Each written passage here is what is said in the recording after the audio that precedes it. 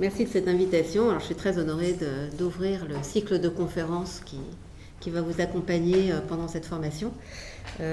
Donc, j'enseigne la philosophie à l'Université d'Aix-Marseille et j'ai comme spécialité ce qu'on pourrait appeler la philosophie sociale, c'est-à-dire une philosophie qui réfléchit à qu'est-ce qui fait d'un phénomène un fait véritablement humain, social au sens humain du terme, sachant que même si la différence n'est pas toujours faite, sachant que les hommes, en théorie, ont des modes d'association, d'abord très très variés, ça c'est important de le dire, mais aussi qui, en théorie, encore une fois, se distinguent d'une assemblée de moutons, ou d'une assemblée d'électrons, ou d'une assemblée d'abeilles, et choses de ce genre. Donc qu'est-ce qui est spécifiquement humain dans le fait de s'associer ? En quoi l'association humaine peut-elle éventuellement revêtir des traits qui vont la distinguer d'autres formes d'association, les unes complètement mécaniques ou matérielles, les autres plus organiques ou instinctives, etc. etc. Donc ça c'est une question qui est importante à poser, et je dirais que c'est une question souvent qu'on oublie parce qu'il y en a une autre qui la recouvre. Alors je dirais que c'est ça la philosophie sociale, c'est la question justement de l'association spécifiquement humaine, ce que Aristote appelait le bien vivre et qu'il distinguait du simplement vivre. Donc quand il y a toutes sortes de manières de s'associer destinées à nous protéger, par exemple des bêtes sauvages, liguer nos efforts, avancer dans les sciences et choses de ce genre, mais en l'occurrence, ces modes d'association ne sont pas nécessairement spécifiquement humains, en tout cas ils ne sont pas nécessairement producteur en quelque sorte de ce que Aristote appelle le bien vivre. Donc le simplement vivre est distingué ici très utilement d'ailleurs d'une vie heureuse, d'une vie satisfaisante, d'une vie qui apporte à chacun toutes sortes de formes de jouissance et de satisfaction. Donc ça, on reviendra là-dessus justement dans l'idée d'une bonne vie, d'une vie bonne. Enfin, c'est une traduction un peu maladroite, mais enfin, la vie bonne est une vie justement qui ne se limite pas au fait de rester en vie, au fait d'entretenir, si vous voulez, notre santé ou notre complexion simplement biologique. Donc voilà pour une chose. Quant à l'autre, donc ce qu'on voit aussi, c'est que, comme je le disais, cette question, elle n'est pas tellement posée. Qu'est-ce qui fait de nos associations, de nos unions, de nos assemblées, des formes de groupes spécifiquement humains et propres à développer une bonne vie, une vie bonne, un bien vivre. Donc cette question-là, si vous voulez, elle est recouverte par une autre question qui s'est beaucoup imposée dans l'histoire de la philosophie, des sciences sociales et je dirais dans l'idéologie ambiante d'une manière générale. C'est la question de savoir comment des individus peuvent-ils s'associer de manière à former un groupe. Comme si, si vous voulez, les individus étaient premiers et les groupes seconds. Comme s'il y avait une poussière d'individus et puis qu'on se demandait comment c'est possible qu'ils forment des unions sociales alors utiles, stables, justes, ou ce que vous voudrez. Donc en fait cette question, c'est ce qu'on appelle la question individualiste en fait, dans l'histoire des idées. L'individualisme, c'est l'idée en gros qu'au départ il n'y a que des individus et puis que peu à peu, grâce à toutes sortes de mécanismes, les uns psychologiques, les autres, je dirais, plutôt intellectuels. Par exemple, le libéralisme est fondé sur l'idée qu'en m'associant aux autres, je vais maximiser mon intérêt plus facilement que si je reste tout seul. Donc je vais m'associer par calcul, si vous voulez, ça va m'apporter un avantage. Donc, vous avez toutes sortes de modules comme ça, théoriques, pour vous expliquer que les gens, au départ, ils sont séparés, mais ils vont former des unions sociales, et ces unions sont finalement, disons, stables, dans la mesure où les individus conservent en quelque sorte un intérêt à rester unis les uns aux autres. Alors évidemment, ça c'est assez fictif comme idée parce qu'on ne voit pas très bien qu'on soit des individus séparés les uns des autres, en tout cas si on considère le début de notre vie, étant donné que chacun de nous naît un tout petit enfant et totalement impuissant et qui ne saurait pas survivre par lui-même plus de 2 heures d'affilée. Donc voilà, cette fiction, si vous voulez, elle joue un rôle, elle est importante, mais enfin c'est quand même une fiction dont il faut dénoncer parfois le caractère idéologique, surtout lorsque justement elle se traduit comme elle devient un outil pour légitimer qu'on fasse passer l'intérêt individuel avant l'intérêt de tous, ou lorsqu'on l'utilise pour justifier que finalement l'intérêt de tous viendra et ne peut venir que de la somme des intérêts individuels bien compris, si vous voulez. Ça, c'est la version, ce qu'on appelle le libéralisme, et notamment économique, qui a beaucoup magnifié, renforcé cette idée-là.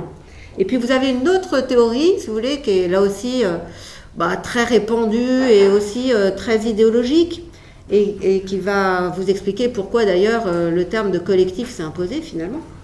C'est ce qu'on pourrait appeler alors de manière technique le holisme, ou encore l'organicisme. Alors là, souvent on le réfère à Aristote, quoique Aristote n'ait pas vraiment dit ça, et c'est-à-dire qu'au lieu de considérer, d'imaginer qu'au départ il y a des individus et qu'on se demande comment ils vont s'assembler, eh bien on considère qu'en fait au départ il y a des groupes et qu'éventuellement, si tant est que des individus adviennent, ça sera par dissociation progressive d'avec le groupe. Alors par exemple, d'après ce schéma, qui va revêtu énormément de formes, mais d'après ce schéma, par exemple, le primitif est englué dans sa société, si vous voulez. Lui, alors si on considère l'évolutionnisme, l'histoire de l'anthropologie physique, il y a plein de sciences comme ça, ou de fausses sciences plus exactement, et puis il y a plein de gens qui pensent que finalement les sauvages, c'est pas vraiment des individus. D'ailleurs, les femmes n'en étaient pas non plus, les enfants non plus. Bon, enfin bref, donc il y a vraiment que l'individuation, finalement, c'est comme un processus très long qui se met en place, mais qu'au départ, chacun, finalement, est défini par le rôle social qu'il joue. Et puis, de toute façon, il n'a jamais l'idée de se dissocier de ce rôle parce que s'il se dissocie, il n'est rien du tout. Et puis, de toute façon, qu'il n'a pas la configuration mentale pour justement se penser comme sécable, c'est-à-dire comme... séparable du groupe et ayant en soi une raison d'être, si vous voulez, ou comme étant, si vous voulez, digne de respect, ou ayant, dans un langage plus ancien, on dirait ayant une âme, tout simplement. Donc le sauvage, il n'a pas d'âme, donc il n'a pas de conscience de soi, donc il ne peut pas se penser, et ne pouvant pas se penser, de toute façon, ce qu'il est déterminé par le rôle qu'il joue dans le groupe. Alors ça, c'est une idée très répandue, mais que vous allez voir aussi chez Freud, chez Marx, chez Durkheim, etc. Donc il y a eu énormément de versions de cette idée-là. Par exemple, chez Marx, ça c'est assez fréquent. Si vous voulez, on peut distinguer la pensée, comme on dit, marxienne et la pensée marxiste, c'est assez différent.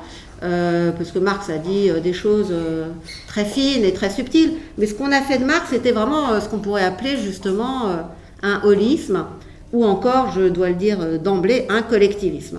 C'est-à-dire que d'après Marx, finalement, les individus sont des produits, en quelque sorte, des structures sociales, et ces structures sociales sont, elles, soumises, en quelque sorte, à un mécanisme très précis, d'après un certain Marx, on va dire, pas celui des manuscrits de Carnot, peu importe, à savoir le type de rapport qui va s'établir entre les moyens de production et la possession de ces moyens de production.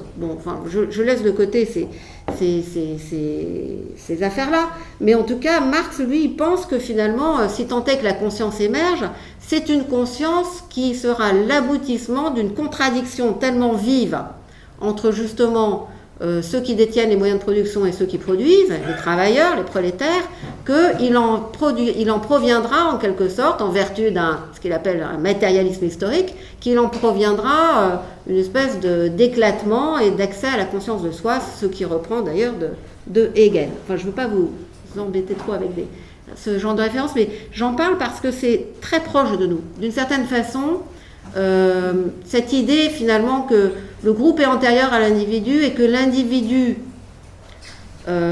qui va se séparer du groupe ne peut être qu'un horrible égoïste est quelque chose qui est très profondément ancré, je dirais, dans notre culture politique et notamment dans la culture politique de gauche.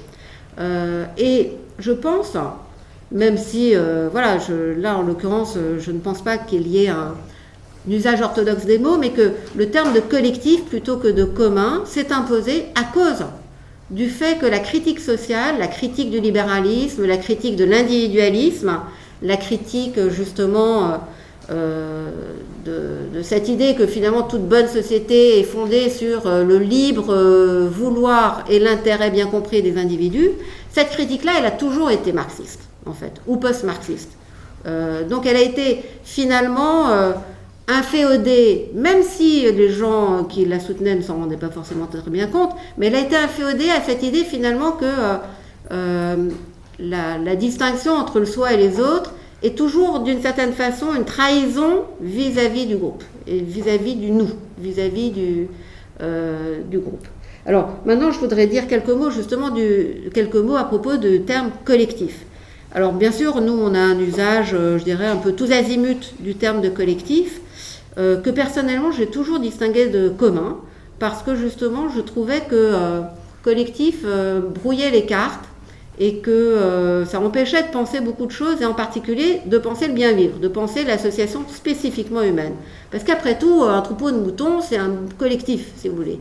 Alors en quoi un collectif constitué par un troupeau de moutons va-t-il être différent d'un collectif composé des ouvriers qui travaillent, qui sont assujettis à une chaîne de montage, si vous voulez. C'est ça la question qui se pose. Alors, si vous voulez, pour Marx, clairement, le collectif qui est formé par les travailleurs assujettis à la chaîne de montage, c'est vraiment un collectif. Hein. C'est-à-dire, c'est pas du tout une communauté, parce que ce qui le définit, ce collectif-là, c'est le fait que les gens, les ouvriers, si vous voulez, qui sont attelés aux machines, sont complètement séparés par les machines et par la tâche à laquelle ils sont contraints. Ils sont séparés les uns des autres. Il n'y a plus aucun rapport social. Il n'y a plus de communication.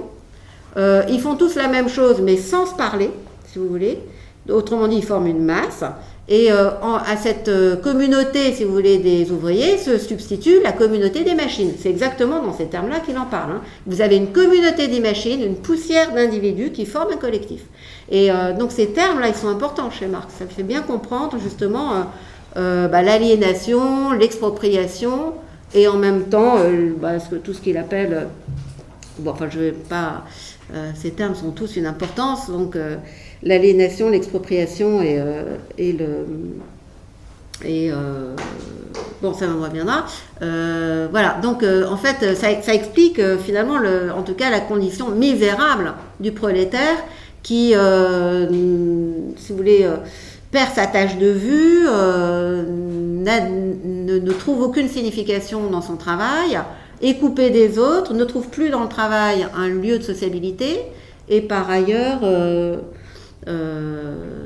finalement ne tire de son travail que la rémunération qui lui permet juste de renouveler sa force de travail pour le lendemain. En gros, c'est ça, la condition du prolétaire tout à fait misérable. Alors, mais ce qui est important ici, c'est que finalement, le collectif, il est vraiment indexé sur une condition inhumaine, c'est ça. Il désigne quelque chose de complètement inhumain dans l'association. Et donc j'attire votre attention sur ce phénomène parce que justement ça ouvre la porte de la question que je posais au départ, à savoir finalement quelle est la bonne manière de s'associer. Et je pense qu'aujourd'hui justement toute la réflexion sur les communs est une tentative de réponse à cette question, comme quelle est la bonne manière de s'associer. Qu'est-ce qu'on attend finalement d'une association pour qu'elle soit spécifiquement humaine, encore une fois, ou qu'elle soit orientée vers le bien vivre?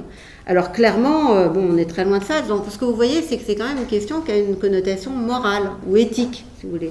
C'est-à-dire que clairement, dans notre société actuelle, comme dans la société d'Ancien Régime ou plus tard, et dans toute la société industrielle en particulier, ces conditions de bien vivre sont très très mal réunies. Il y a quantité de secteurs où justement des conditions, je dirais, collectives se substituent à des conditions communautaires. Voilà, ça on le voit très clairement. C'est même le cas aujourd'hui, puisque c'est même le cas par exemple dans tout le management qui demande aux individus de faire profiter l'entreprise ou la compagnie de leur capacité créatrice. Même à ce niveau-là, il y a vraiment des formes de séparation et de décommunautarisation en quelque sorte de la structure sociale qui sont absolument affolantes. Hein. Donc, quand vous lisez du management, là vous vous rendez compte que aller mais excessivement loin dans la déshumanisation, dans la désocialisation. Et vous voyez qu'en même temps que je parle, je mets souvent en rapport déshumanisation, désocialisation, humanisation, socialisation, mais pas n'importe quel type de socialisation. Si vous voulez, ce qui est important ici, c'est de voir qu'il y a plein de groupes, il y a plein de manières, encore une fois, de s'associer, et qu'il y en a qui sont souhaitables, et qu'il y en a qui ne le sont pas du tout, il y en a qui vous font progresser, il y en a qui, au contraire, vous font régresser, ou vous font mourir, même, vous mènent à des formes de dégradation et de mort. Sans parler de la question de la santé. Bon, ça, je le laisse de côté. Donc, il y a quelque chose de très violent dans le collectif. Alors ça, c'est une idée aussi qu'on va trouver, parce que c'est vraiment, je trouve que c'est important de voir qu'on est ici, là, dans un horizon intellectuel et théorique qui est excessivement vaste. Il faut en avoir conscience. C'est comme, je dirais, la Bible. Hein. Si vous faites de l'art sans lire la Bible, c'est pas possible. Enfin, je vous invite parce que tout parle de la Bible. Il en va de même de cette littérature sur le collectif. Il faut absolument avoir une petite idée de l'origine des expressions et des ambiances intellectuelles ou idéologiques qui sont les nôtres. Non pas forcément pour les mettre à distance, mais au moins pour savoir de quoi on parle et ne pas en être les victimes. Et donc pour pouvoir inventer un langage, parce qu'il est quand même le cas de l'art. Enfin, il fallait un peu fait pour ça. Donc ce que je voulais dire ici, c'est que justement, il y a d'autres cas. Alors je vais vous en donner, sans trop le développer, je vais vous donner d'autres occurrences du mot collectif, mais là au sens, je dirais, le collectif au sens, je dirais, précis du terme. Vous avez la notion d'inconscient, pardon, pas d'inconscient, ça c'est Freud, mais d'âme collective chez Le Bon, qui est le théoricien des foules, et en particulier de ce qu'il appelle la foule psychologique. Alors ce qu'il vous explique, c'est que justement la foule, c'est un texte qui date de 1860 ou 40, enfin 50 par là, ou 60, et c'est un texte qui a été extrêmement marquant, qui a influencé énormément de gens, y compris Freud d'ailleurs, qui en était un très grand lecteur et un très grand adepte. Donc il parle de la foule comme d'un être collectif, et il vous explique que justement la foule psychologique, qui n'est pas la même chose qu'une foule géographique, si vous voulez. Lorsque des gens, par exemple, je sais pas moi,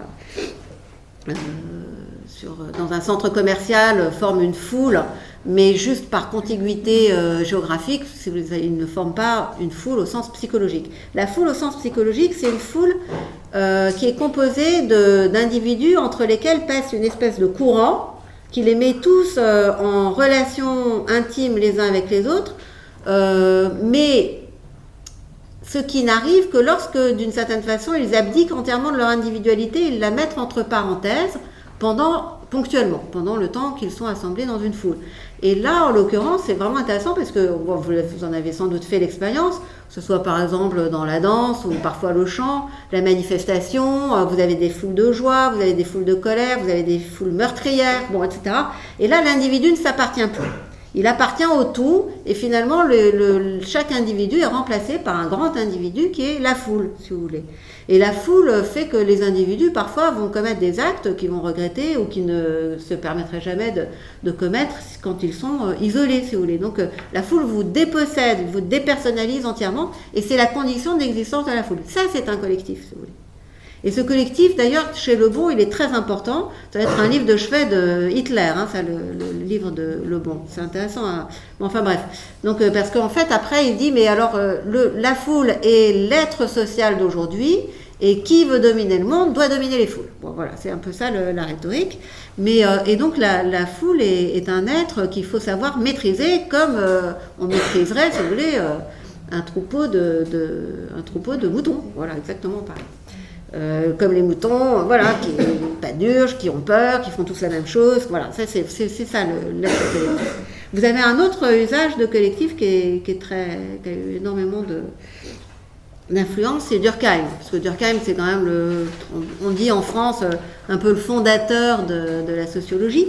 Bon, c'est vrai que c'est celui qui l'a professionnalisé, en tout cas. Et chez Durkheim, il y a aussi ce qu'il appelle une âme collective ou une conscience collective. Alors, et c'est de là d'ailleurs que viennent les faits sociaux. Pour lui, le fait social et la conscience collective, c'est la même chose. Mais la conscience collective n'est pas une conscience individuelle. Personne n'a conscience de la conscience collective. Mais c'est quelque chose qui agit sur nous et qui exerce sur nous une contrainte, si vous voulez. Et c'est très important, ça, chez Durkheim. C'est assez proche d'ailleurs de Le Bon dans une certaine mesure. C'est-à-dire que c'est une contrainte qui vient de l'extérieur. Par exemple, pourquoi vous allez vous marier ou pas vous marier? Pourquoi est-ce que vous contractez une assurance ou pas? Bon, tous les gestes de la vie finalement sociale sont des gestes qui sont commandés par justement cette conscience collective à laquelle vous allez vous acclimater dès votre plus jeune âge et qui d'une certaine façon va téléguider non pas tous vos gestes, mais une grosse partie finalement de votre structure mentale et de votre comportement social, si vous voulez.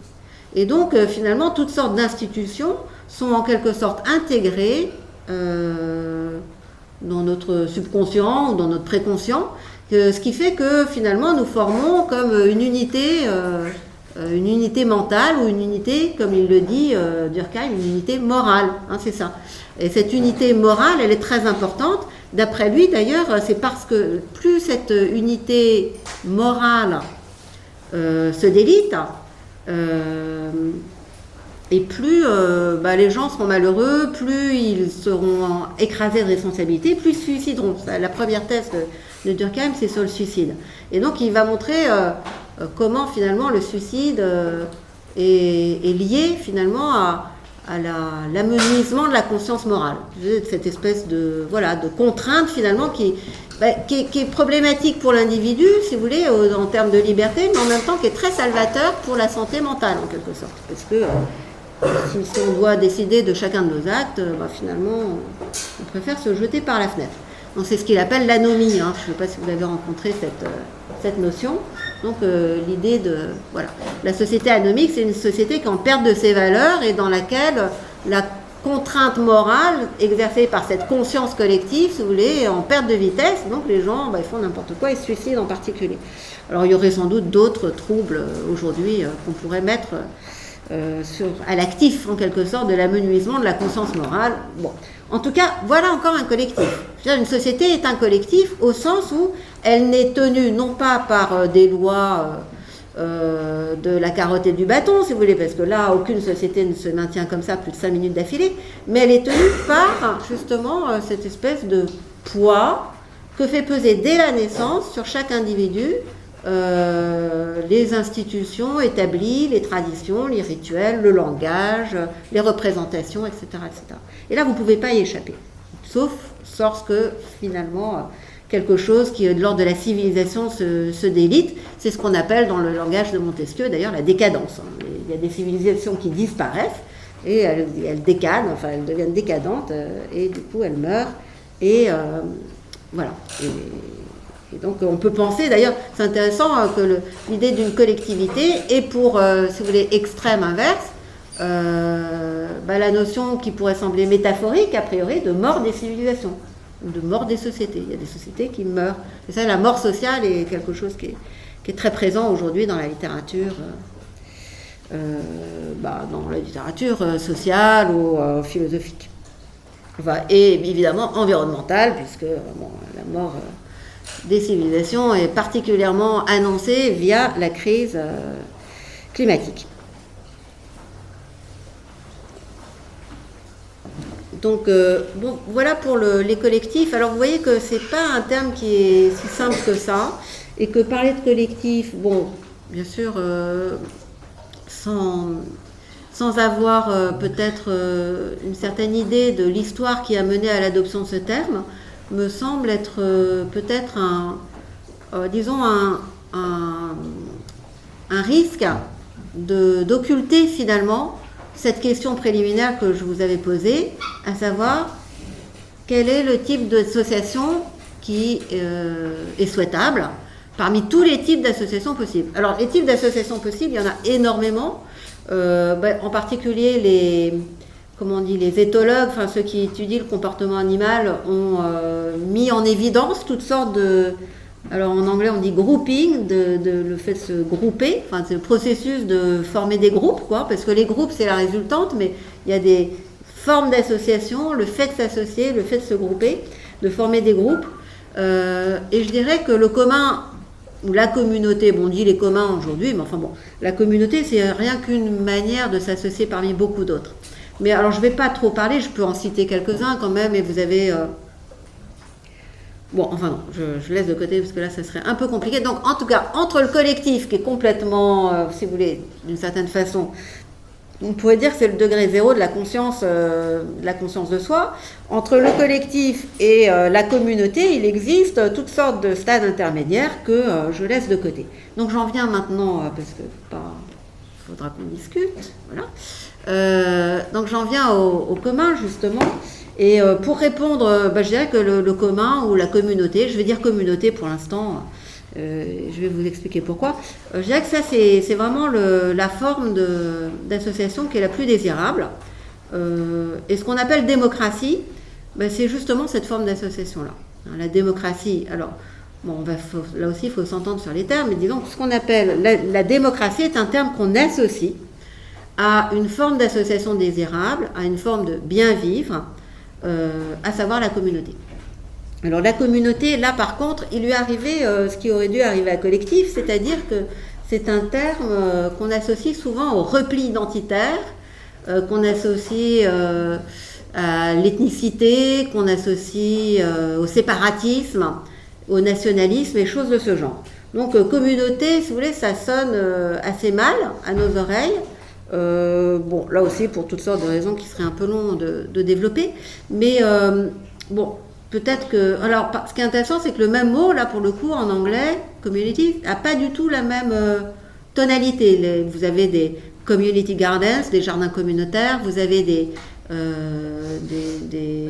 community, par exemple dans les écoles, des communautés voilà, qui sont constituées par exemple de parents, d'enfants, des professeurs et de l'administration. Donc en fait c'est ça, ce qu'on appelle la communauté scolaire, c'est une configuration dans laquelle entre, ou un groupe, une mode d'association dans laquelle vont entrer tous les acteurs de l'école. Idem dans l'hôpital, vous avez des community, donc vous avez, et puis évidemment la communauté c'est le terme qui est relié à la commune, la commune qui est un peu l'acte de naissance de la structure britannique et puis ensuite américaine et australienne d'ailleurs, l'acte de naissance de la structure villageoise politique, de la société civile et en même temps de la société politique. Donc vous voyez, en fonction des langues, bon après j'en connais pas 50, mais en fonction des langues, voilà, les mots n'ont pas vraiment le même sens, mais en tout cas, je pense que aussi une des raisons pour lesquelles on parle plus facilement aujourd'hui de commun que de communauté, et je pense que vous avez rencontré l'usage, c'est parce que justement on veut éviter ces travers qu'on associe à l'idée de communauté, à savoir cette idée que finalement une communauté est nécessairement l'expression d'un groupe très particulier qui fait sécession par rapport à l'intérêt général ou au bien commun ou à l'union nationale ou ce genre de choses. Donc il y a un séparatisme qui serait inhérent à la communauté. Bon, c'est pas du tout nécessaire. Et il y a donc je laisse de côté ce problème et je passe justement au fait que la communauté ou le commun, si vous voulez, jusqu'à aujourd'hui, sont des termes qui désignent un bon équilibre entre de l'individuel et du partagé. Alors je vais en prendre un exemple tout de suite que vous connaissez sans doute, mais que j'ai beaucoup étudié dans mon livre qui s'appelle La démocratie au champ, qui est un livre qui est paru il y a 2 ans. Et ben c'est justement ce jardin partagé. Qu'est-ce que c'est qu'un jardin partagé ? Et le jardin communautaire n'est justement pas un jardin collectif. C'est ça qui est intéressant. Alors très rapidement, il en existe à toutes sortes d'échelles. Vous avez d'ailleurs une utopie d'un jardin partagé planétaire, un peu comme Gilles Clément parle d'un jardin planétaire, indépendamment de la question de l'agriculture ou de la culture de la terre. Bon, en tout cas, voilà, vous en avez donc à l'échelle, on peut en imaginer à l'échelle de la planète, même si ça n'existe pas, mais on peut aussi en imaginer à l'échelle de l'école. Par exemple, Maria Montessori avait fait aménager un jardin partagé dans la cour de son école, qui était constitué d'une parcelle qui faisait environ 100 mètres carrés, laquelle était subdivisée en petits lopins d'1 mètre carré, de telle sorte que chaque enfant ait accès à un lopin. Et si vous regardez par exemple les jardins ouvriers, les jardins familiaux, également les jardins issus du système du Mir, par exemple dans toute l'Europe de l'Est, que ce soit la Russie, la Pologne, la Tchécoslovaquie, etc. Enfin, je parle là, c'est des structures qui étaient tsaristes ou bien d'anciens régimes et qui ont persisté jusqu'à aujourd'hui. Vous allez rencontrer des jardins partagés. Les premiers jardins, les jardins communautaires dans la ville de New York qui font suite à la Green Guerrilla, qui a d'ailleurs été inaugurée par une artiste qui lançait des bombes de graines et qui a lancé le mouvement des jardins communautaires à New York, et puis après ça s'est étendu à d'autres villes dont Detroit aujourd'hui. Donc ce sont des jardins partagés, ce ne sont pas des jardins collectifs si vous voulez, c'est ça qui est important, hein. C'est-à-dire que chacun a sa parcelle. Alors ça ne veut pas dire qu'il n'y a pas de choses en commun, mais ça veut dire que de toute façon, la manière dont moi je peux véritablement alimenter quelque chose de commun est indexée sur le fait que je sois en quelque sorte maître à bord sur ma parcelle. Et ça c'est vraiment important. Et c'est cette forme-là dont je voudrais vous parler un petit peu, parce qu'elle n'est pas suffisamment prise en considération. Et en même temps, c'est à cause de l'ignorance finalement ou l'inconscience de cette forme que souvent, par exemple, l'art ou les artistes sont rejetés dans le domaine de la subjectivité capricieuse, d'un sale individualisme. On ne voit pas qu'ils forment des groupes qui ressemblent à des communautés. D'ailleurs, le jugement de goût est forcément un jugement communautaire, si vous voulez. Enfin, bon, ça on pourra en parler dans la discussion, mais si vous voulez, il y a par définition, si vous voulez, dans le fait même de vouloir apporter ou de souhaiter, adresser à un monde qui est commun à tous une nouvelle forme, un nouvel idiome, un nouveau langage, une création quelconque, quelle que soit l'échelle, quelle que soit la compétence qui est la nôtre, suppose, alors ce que Peirce s'appelait, j'aime beaucoup, la communauté future, ça la suppose. Alors ça peut être la communauté actuelle, qui est, voilà, là, aujourd'hui on forme une communauté actuelle, si vous voulez, ici est ponctuelle, mais ça peut être la communauté future, c'est-à-dire l'ensemble des humains qui éventuellement et indéfiniment pourront avoir vent de mon acte, pourront poser les yeux sur ma création, etc. etc. Donc en fait, sans aucune limite assignable possible. Donc, si vous voulez, personne, bon, à part les marchands évidemment, mais je veux dire, que ce soit dans l'écriture littéraire, dans la poésie, la philosophie, la musique, etc., beaucoup, en tout cas, enfin, disons, je pense qu'il y a un très grand nombre, y compris dans l'art primitif, d'ailleurs, ça je l'ai étudié de près, un très grand nombre d'objets, d'artefacts, qui sont justement adressés à la communauté future. Il en va de même des sciences. Les scientifiques, justement, ne valident des hypothèses que dans la mesure où elles sont, adressées à la communauté future. C'est-à-dire dans la mesure où ils n'imaginent pas, même s'ils se trompent, mais qu'ils n'imaginent pas dans cette communauté future, c'est-à-dire dans leurs lecteurs, leurs pairs, ceux qui en font des reprises, ils n'imaginent pas des occasions de mettre en cause ou de douter de leurs hypothèses vérifiées. Donc, de toute façon, la validation étant également, en quelque sorte, commune. Donc, voilà, les sciences ne se font pas toutes seules, ne se font pas par l'intermédiaire d'individus isolés. Il y a plein de textes qui en traitent. De même que l'art n'est pas du tout la production d'individus isolés. Il n'y aurait pas d'art sinon de manière commune. Enfin, on pourra y revenir. Là, ça paraît peut-être un peu gratuit ce que je dis, mais enfin... Il y aura, il y a beaucoup d'arguments. Donc, si j'en reviens au jardin partagé, c'est justement pour mettre l'accent sur le fait qu'il n'y a pas opposition entre l'individuel et le commun, mais qu'il y a complémentarité. Et donc, j'insiste d'abord un petit peu sur la dimension individuelle. La dimension individuelle, elle est très importante parce que justement, c'est cette dimension-là qui est celle de ce qu'on appelle dans le pragmatisme l'expérience. Si Maria Montessori souhaite que chaque enfant jouisse d'un petit lopin de terre, si petit soit-il, peu importe, ça peut être 50 cm². Et vous voyez qu'il y a d'ailleurs énormément aujourd'hui, que ce soit dans le processus de végétalisation des villes, ou dans le processus de redécouverte en quelque sorte dans certaines villes de l'agriculture dite urbaine. Donc c'est très important. C'est-à-dire que mettre les doigts dans la terre, comme on dit, c'est quelque chose qui compte. Et que ça n'est pas seulement mettre les doigts dans la terre, c'est-à-dire faire l'expérience, bien sûr, de faire pousser une plante, qui plus est une plante comestible, si vous voulez, n'est pleinement une expérience que dans la mesure où l'enfant va accompagner en quelque sorte la croissance de sa plante, c'est-à-dire, je dirais, adapter, ajuster son activité au rythme d'un être, en quelque sorte, ou d'un processus qui ne dépend pas de lui. Autrement dit, l'expérience consiste à créer ici une relation de type dialogique avec un être ou avec un phénomène étranger dont vous allez reconnaître en quelque sorte l'indépendance, ce qui est le fondement de la démocratie, si vous voulez. Ce qui est le fondement, je dirais, de l'altruisme, ce qui est aussi le fondement de la morale, ce qui est le fondement de beaucoup de choses. C'est-à-dire considérer non seulement qu'il y a des choses en dehors de moi, mais qu'en plus, ces choses obéissent à des rythmes, à des logiques, ont des finalités, ont des... Voilà, la démonstration en effet, ont des finalités et des mécanismes qui ne dépendent pas de nous. Comme disaient les stoïciens, on va s'occuper des choses qui dépendent de nous, mais celles qui ne nous dépendent pas, nous n'allons pas nous en occuper. Mais non, on va s'en occuper. Mais s'occuper des choses qui ne dépendent pas de nous, si vous voulez, et là en art, on peut penser à toutes sortes de processus dont les artistes justement, que les artistes mettent en œuvre pour produire de l'imprévisible en quelque sorte.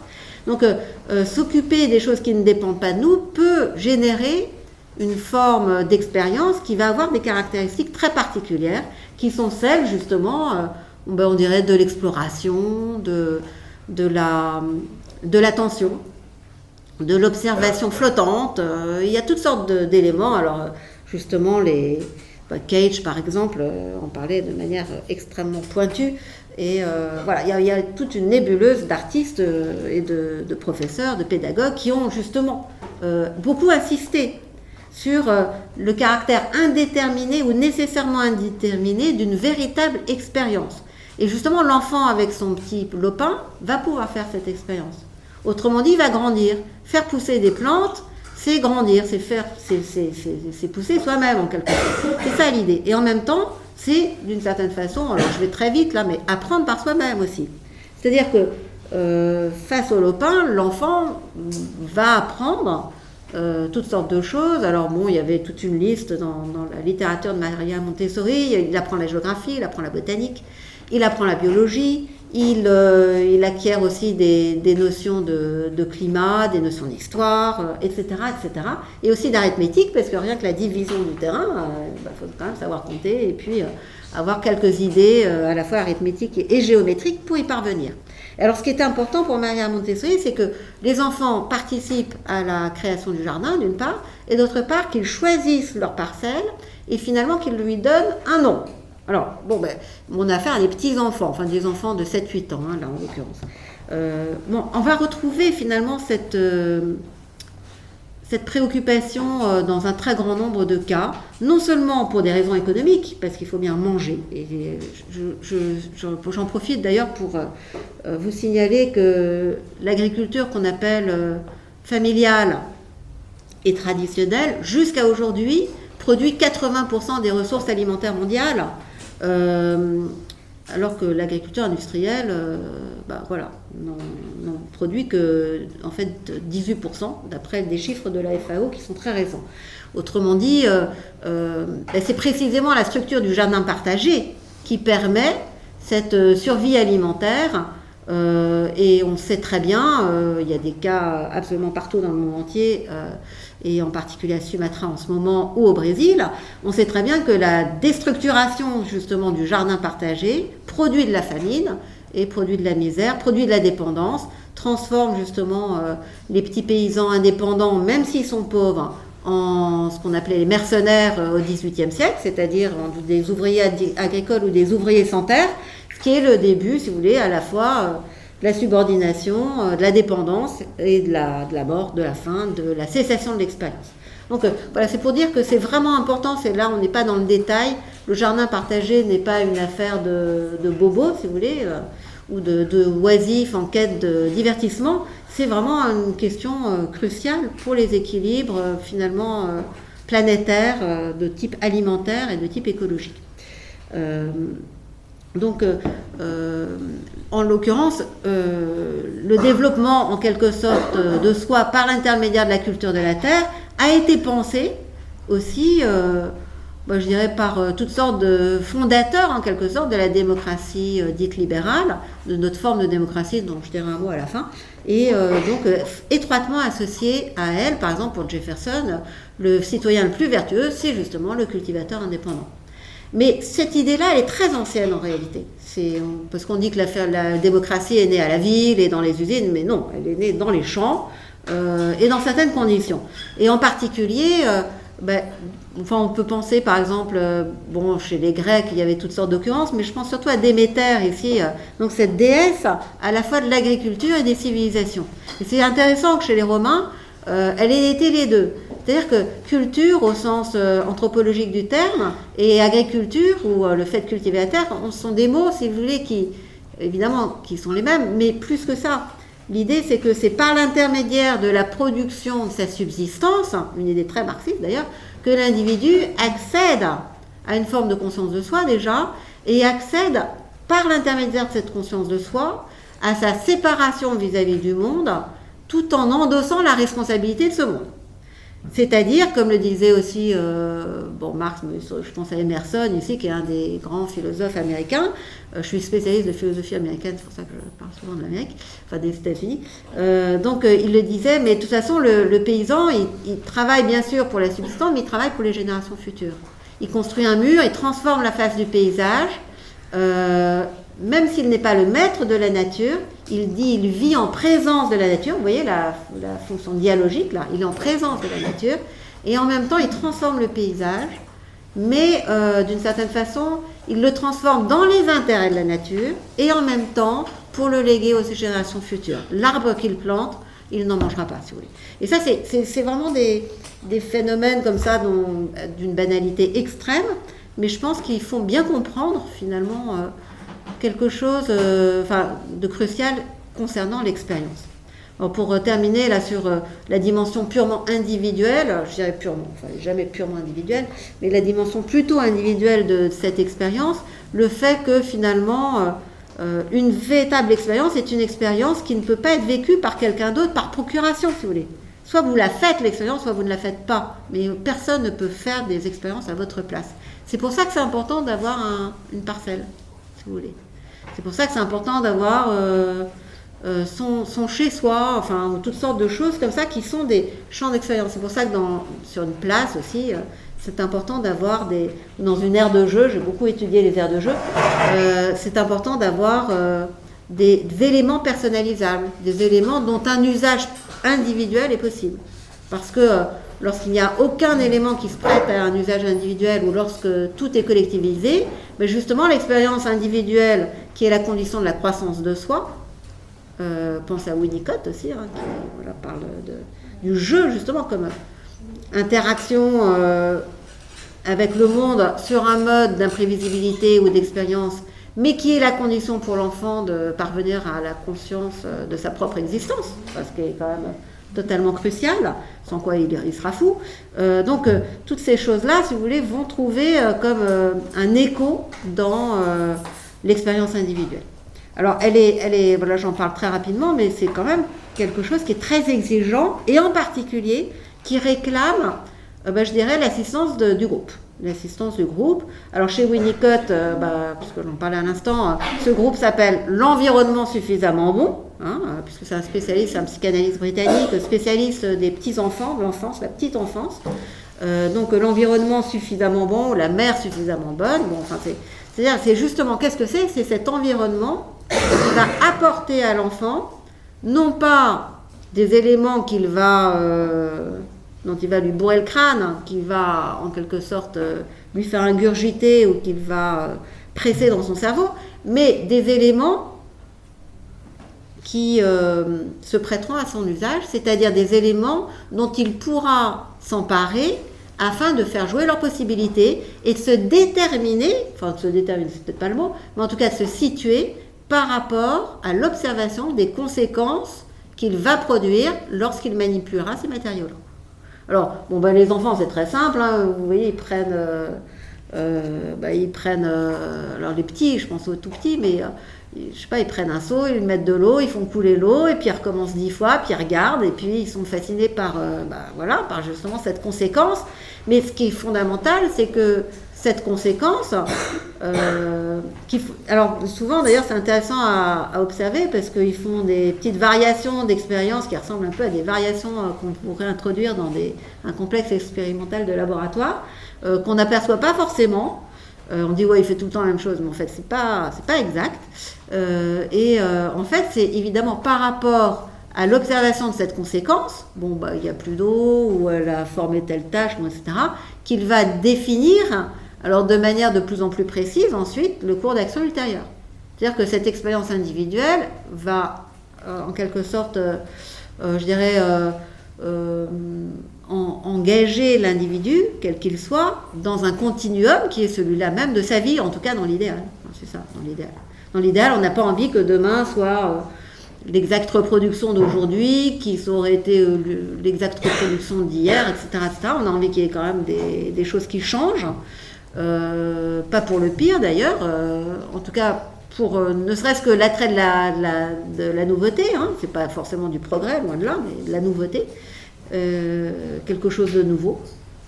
Et c'est ce qu'on appelle dans la littérature américaine aller vers l'Est d'ailleurs, vers l'Ouest, pardon. C'est un peu aller vers l'Ouest, voilà, c'est le nouveau monde. Aujourd'hui, je pense que j'ai fait ce lapsus à cause de la situation actuelle. Bref, le nouveau serait plus à l'Est qu'à l'Ouest peut-être aujourd'hui. Et voilà, c'est ça que je veux dire. Mais en tout cas, on a ici dans cette idée d'expérience, si vous voulez, beaucoup d'éléments qui permettent justement de comprendre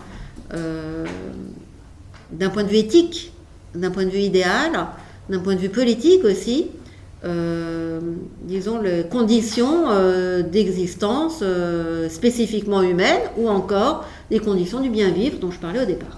C'est ça. Le bien vivre, ça serait ça. Voilà. Alors je disais que l'aide de la communauté est requise, donc pour la raison que j'ai dite, d'une part, parce que c'est précisément la communauté ou le groupe qui donne à l'individu des outils, des ingrédients, des moyens, des ressources pour justement faire varier, pour exercer ses facultés et pour faire varier ses possibilités d'existence. Voilà. Ça, il ne les trouvera pas tout seul. Mais par ailleurs, le groupe est aussi requis pour, en quelque sorte, reconnaître la contribution de l'individu à la confection d'un monde commun. Alors ça, c'est très important. Je voudrais insister un tout petit peu là-dessus, puis après j'arrêterai. À savoir que, si vous voulez, par exemple, un enfant, quand il va faire un pâté, ou quand il le casse, ou quand il fait un bruit, ou quand il vous fait un dessin, qu'est-ce qu'il demande? Il dit regarde. Et qu'est-ce que vous faites? Vous dites c'est vachement bien, bravo, continue, etc. Mais s'il n'y a pas ce retour-là, l'expérience va s'arrêter. Et c'est très important en fait. Je veux dire, à un niveau évidemment très élémentaire, si vous voulez, et évident comme celui de l'enfant qui cherche tout le temps de la reconnaissance et qu'on partage avec lui sa joie de la découverte et de la trouvaille, etc. Mais c'est extrêmement important à tous les niveaux, et je dirais que l'absence de reconnaissance est suivie d'effets totalement dramatiques, au niveau des civilisations comme au niveau de très très larges groupes humains. Alors là, je ne parle même pas de négationnisme ou de révisionnisme à l'emporte-pièce, mais simplement de la reconnaissance, par exemple, de la contribution des individus à la confection de notre histoire commune. Ça, par exemple, la France est quand même un pays très spécialiste de l'invisibilisation de parties gigantesques de sa population quant à la confection de cette histoire commune. C'est-à-dire qu'il y a des gens qui disent « mais moi j'étais là, j'ai fait des choses » et vous ne les reconnaissez pas, si vous voulez. Et donc, comment voulez-vous que je participe à la communauté nationale si par ailleurs ma contribution n'est pas du tout prise en compte par le discours général ou officiel sur cette communauté, si vous voulez. Donc c'est vraiment très très important de voir que justement, par exemple, beaucoup ont ricané, je me souviens quand les Australiens ou les Canadiens, ou même d'ailleurs, là en l'occurrence c'était Harper avait présenté des excuses aux Premières Nations, ou quand les Américains avaient également présenté des excuses également, alors on ne dit pas les Premières Nations, aux États-Unis on dit les Native Americans, les natifs, bon, bref, chacun a son vocabulaire, donc c'est-à-dire aux Indiens américains, avaient présenté des excuses pour justement d'abord leur dire qu'ils reconnaissaient qu'ils les avaient massacrés, mais aussi pour avoir ignoré finalement le rôle qu'ils avaient pu jouer dans l'histoire générale. Ce qui a donné lieu, d'ailleurs, c'était très intéressant à observer, à une refonte très radicale des manuels scolaires. Bon, maintenant qu'il y a un retour en arrière, ne m'étonnerait pas, mais cela dit, ça a eu une importance très, très grande à l'époque, et de fait, disons qu'il y a des formes de, même si ça a été insuffisant et partiel, des formes de reconnaissance ont été quand même des tremplins de réinclusion de parties de la population méprisée ou oubliée dans des formes d'union un peu plus larges que celles qui les limitaient à leurs réserves ou à leur classe d'âge ou à leur classe professionnelle, si vous voulez. Donc avec des formes de mobilité sociale quand même plus satisfaisantes que celles qui prévalaient auparavant. Donc ça c'est très important, si vous voulez. Donc ce que je veux dire, c'est que la communauté, elle joue ce rôle-là. Alors, bien sûr, pour qu'elle joue ce rôle-là, il faut deux choses. D'une part, qu'effectivement, elle reconnaisse le rôle qui a été joué par la personne en quête d'une forme de reconnaissance, mais d'autre part, qu'elle soit organisée de manière suffisamment souple pour que l'individu qui agit puisse la transformer. Faute de cette... Alors ça, c'est aussi une condition qui est très dure, qui est très exigeante, si vous voulez. Parce que si l'individu n'a pas cette possibilité de transformer le groupe parce que le groupe va être trop rigide, soit parce que sa structure sera inamovible, soit parce qu'il sera complètement intolérant, alors à ce moment-là, l'individu est, alors comme disait Trotsky, il rejoint les poubelles de l'histoire. C'est-à-dire qu'il est totalement superflu. Enfin, il peut développer, et souvent il développe le sentiment de sa superfluité, de son inutilité, de sa gratuité, etc., et de sa vanité. Donc là aussi, c'est pas bon pour le bien vivre, ce genre de choses, et même tout à fait fatal. Donc, si vous voulez, on peut voir dans le groupe, dans la communauté, justement, comme un dispositif de création des individualités, et dans l'individualité, quelque chose qui n'existe que dans la mesure où il contribue à la vie des groupes. Et de cette manière, si vous voulez, la boucle, elle est un peu bouclée. Et pour terminer sur la notion de commun, justement, c'est une notion qui exprime cela. Dont l'usage est plus politique que ce que j'ai dit jusqu'à présent, qui était plus social ou général et même éthique, à savoir que ce qu'on appelle le commun ou les communs aujourd'hui, c'est d'abord l'ensemble des ressources communes. Donc ça vient de Ostrom, qui est une économiste, prix Nobel, justement pour son travail sur les communs. Donc les communs sont des ressources, et il se trouve que l'ancêtre des communs sont justement les terrains communs, ce qu'on appelait les communaux ou les commensaux, qui étaient des terrains où pouvaient s'exercer les droits d'un grand nombre d'individus. C'était des terrains où s'exerçaient des droits de package, des droits de ramasser de ramasser du combustible, d'aller pêcher, d'aller chasser, et choses de ce genre. Donc il y avait plein de droits, et c'était très différent justement de ce qu'on appelle la propriété aujourd'hui, c'est-à-dire en fait un type de propriété exclusive, irrévocable, absolue, qui est une chose sur laquelle ne peut s'exercer que le droit du propriétaire. Alors ça c'est donc à l'exclusion de tous les autres. Donc, ce qui est à moi et à vous, vous n'avez aucun droit là-dessus. Moi c'est à moi, il n'y a que moi. Donc ça pose toutes sortes de problèmes aussi, à la fois juridiques mais aussi, je dirais, éthiques. Donc là, les communs, donc justement, c'est les ressources communes, des ressources partagées, d'une part. alors qui peuvent être partagés en parts ou qui peuvent être, utilisés en commun, à condition bien sûr que les usages des uns n'épuisent pas la ressource commune. Voilà, c'est toujours la même compréhension. Et du coup, voilà, ça fait rebondir sur la question du jardin partagé, par exemple. Mais par ailleurs, il y a aussi une autre idée qui est corrélative, c'est que les biens ne restent communs que dans la mesure où ils sont gouvernés en commun. Et donc, sans un gouvernement commun, les biens vont être confisqués et ne resteront pas communs. Si vous voulez. Donc, c'est cette idée-là qui a été aussi beaucoup développée par Ostrom et ensuite, par exemple, en France, par Dardot et Laval, qui ont fait un livre sur cette question et qui ont beaucoup insisté justement sur le gouvernement commun des choses communes. Ce gouvernement commun, alors vous pouvez le prendre dans un sens très politique, mais vous pouvez aussi le comprendre dans un sens beaucoup plus vernaculaire ou plus, plus banal. Par exemple, dans une école, on pourrait très bien imaginer un gouvernement commun. Dans un hôpital, il pourrait y avoir un gouvernement commun. Dans un jardin partagé, il y a un gouvernement commun qui dépend de chartes, de règles d'utilisation, de mise en commun de matériel, de banques de semences, de choses de ce genre, d'accueil des étrangers, etc., de visites pédagogiques, de mise en ligne des informations. Donc tout ça, c'est du commun, si vous voulez. Donc il y a du gouvernement commun, il y a des ressources communes, et ce qui n'empêche pas du tout, ce qui alimente tout ça et ce qui préserve l'ensemble, c'est le fait que chacun ait accès à une parcelle individuelle. Donc voilà ce que je voulais vous dire là sur ces termes collectifs, individuels, communs. Je pense qu'on peut appliquer ensuite ces distinctions à peu près toutes nos expériences et toutes nos manières de vivre ensemble, et en tout cas d'en faire un critère de sélection entre le bien vivre et le simplement vivre me semble être peut-être utile à considérer. Je vous remercie.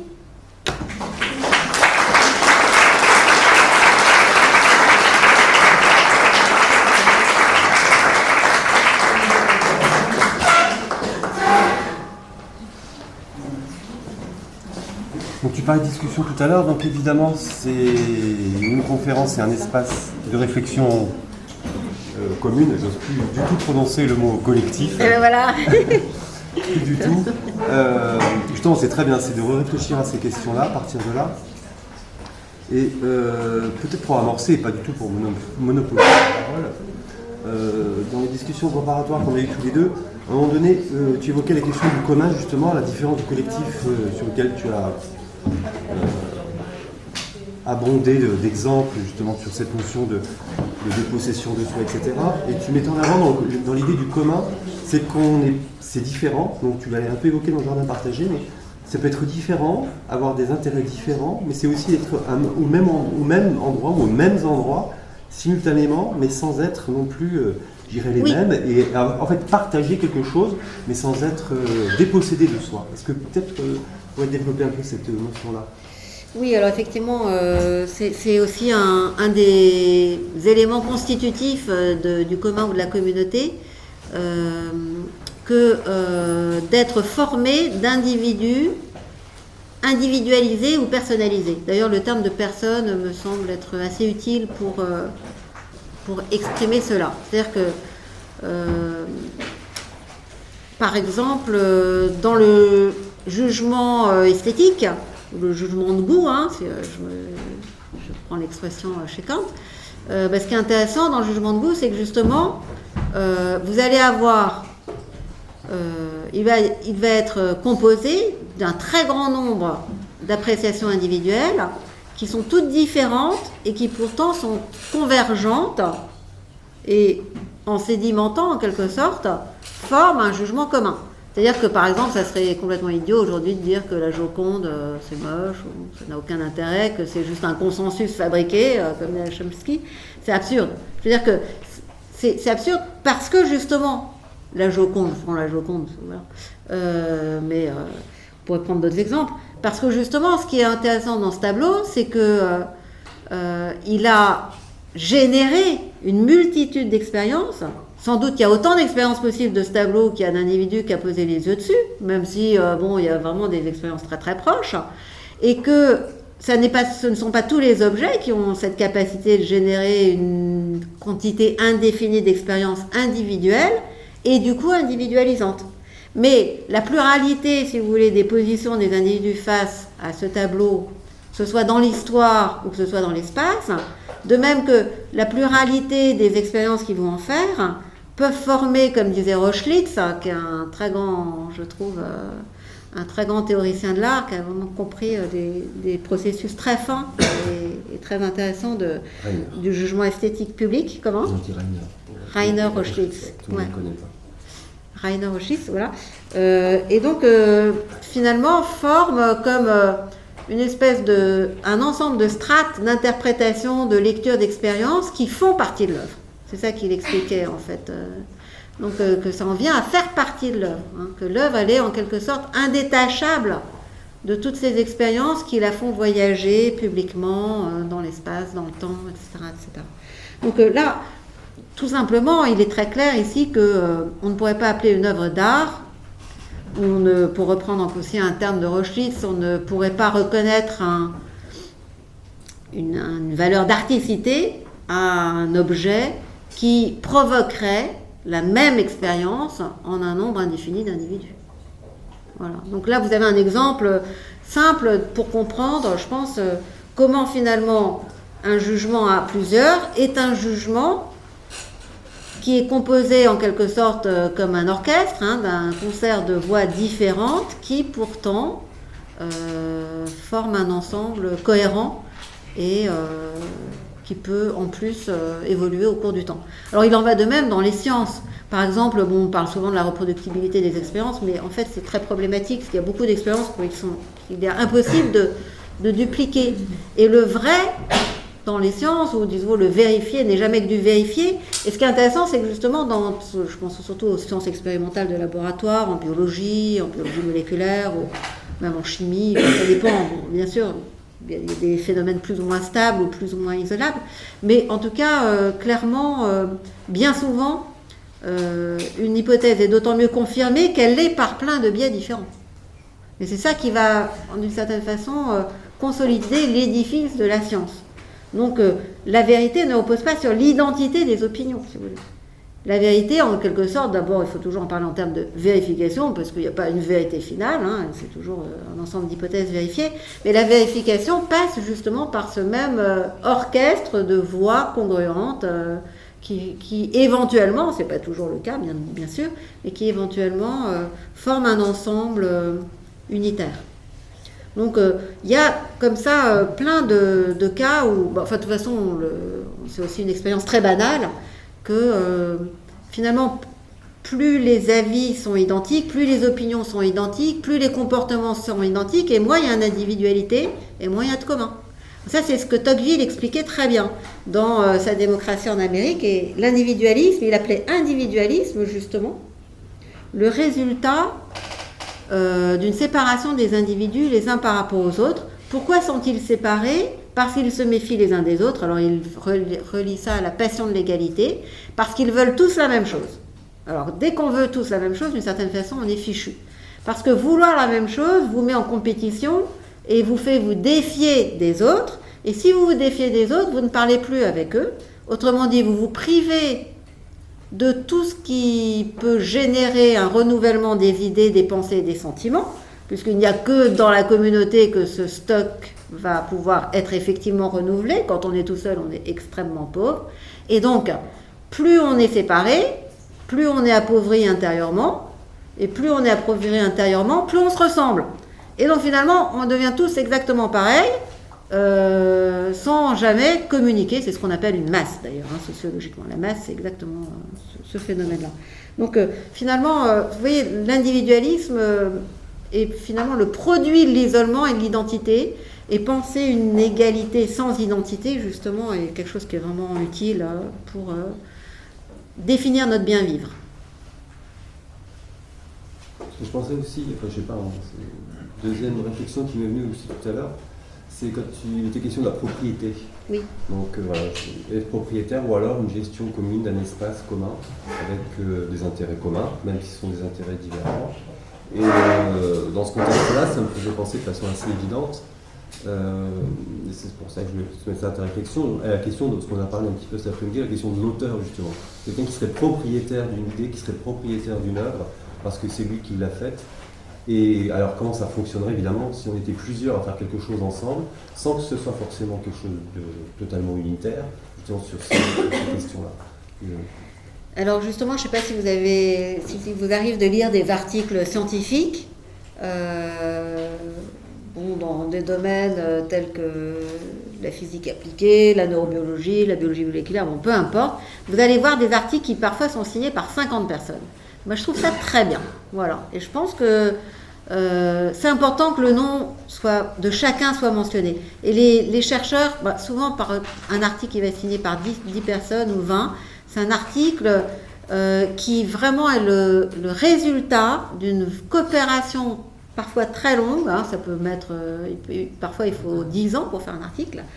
C'est une coopération très longue entre des individus qui vont parfois faire des sacrifices assez lourds pour y arriver. En tout cas, qui veulent exister en leur nom propre en tant que signataires. Alors après, il y a il y a une habitude, alors ça dépend des revues, souvent celui qui signe en dernier, c'est le chef de l'équipe, celui qui signe en premier, c'est l'étudiant, un postdoc qui cherche un poste. Bon voilà, il y a toute une hiérarchie comme ça. Donc on s'organise pour mettre des petits signaux pour dire qui est qui malgré tout, mais vous avez quand même, chacun existe en son nom propre. Donc je ne sais pas si ça répond tellement, mais je pense qu'effectivement, il peut y avoir, indépendamment de la propriété, indépendamment de la question des Creative Commons d'un côté et de la propriété ou de l'appropriation de l'autre, c'est-à-dire que là, on est vraiment à deux extrêmes, il peut y avoir des formes un peu mixtes où finalement la communauté l'emporte sur le collectif qui supposerait l'effacement des individus, mais en même temps où on met bien l'accent sur le fait qu'il y a une coopération. Le fait que ce qu'on propose est le fruit de gestes ou de recherche ou d'investissement ou de responsabilité donc de gens différents qui ont communalisé leurs efforts et leur énergie et leurs intelligences, etc. etc. Ouais, mais est-ce que ça ne marche pas juste sur un contrat où il y a un mythe d'égalité? Un mythe d'égalité. Un mythe d'égalité. Est-ce que le moteur de cette communauté assez positive que vous décrivez, est-ce qu'elle ne fonctionne pas sur le mensonge de l'égalité entre les individus? Moi, je ne pense pas que c'est un mensonge, mais j'en ai parlé en termes d'un idéal.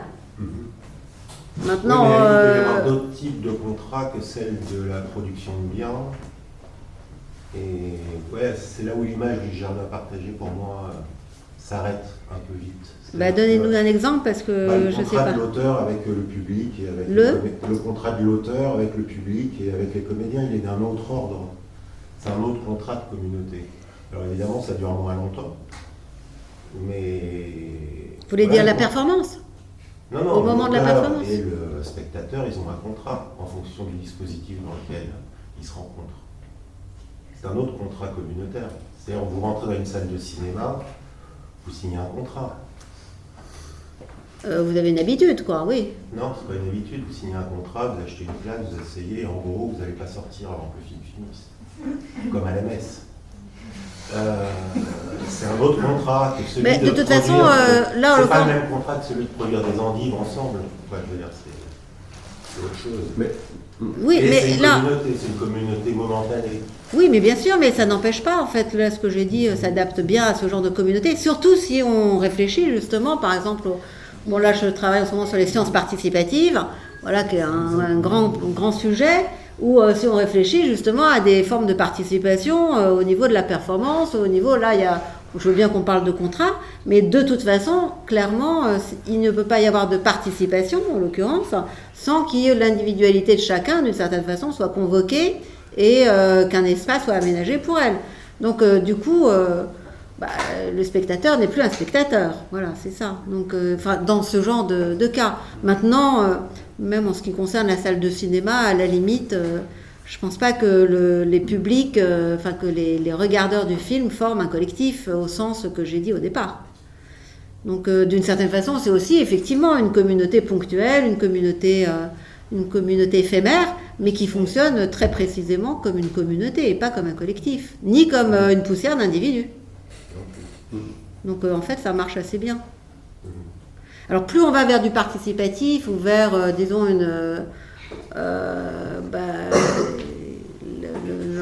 l'abattage des murs, là, comme disait Buckminster Fuller, ou plus on va vers, disons, des formes interactives de propositions artistiques, et plus il est requis que le modèle communautaire soit revisité et mis en place. C'est même des requêtes très fortes, là, pour le coup, très exigeantes. C'est difficile, hein, je ne dis pas que c'est facile, c'est vraiment un idéal. Mais je pense que, disons que tout ce qu'on apprécie dans la vie, d'une certaine façon, enfin bon, il y a des formes de dépossession de soi aussi qui peuvent être agréables, je ne dis pas... La transe, la drogue, enfin j'en sais rien, on peut vraiment... Il y a toutes sortes de choses, voilà, qui permettent de sortir hors de soi et de s'oublier un moment, c'est assez reposant. Bon, voilà, donc...